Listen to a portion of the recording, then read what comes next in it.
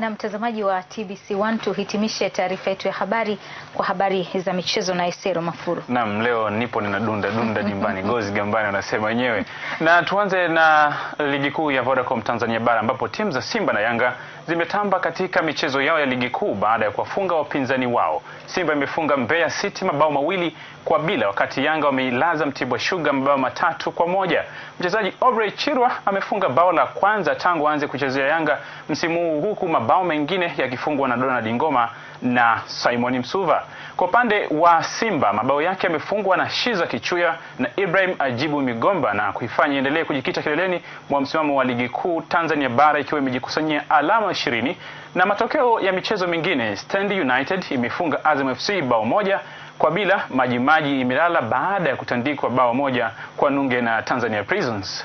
Mbao FC imelaza Toto Africans mabao 3-1 wakati Madui ikitandika Africa Lyon mabao 2-0. Hiyo ilikuwa ni ligi kuu ya Vodacom Tanzania Bara. Na sasa tuelekea katika